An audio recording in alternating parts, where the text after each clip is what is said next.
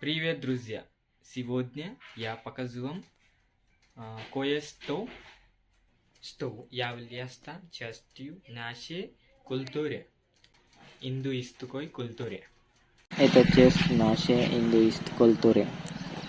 Мы разливаем его перед каждым домом в нашей Телангане.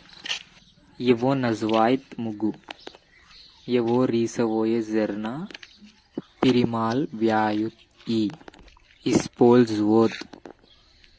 У этой традиции есть веская причина. Что значит именно? Перед домом красивый мугу.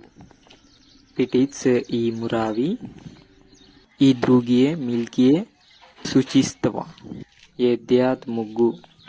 Поэтому в индуистской традиции его ставят перед домом.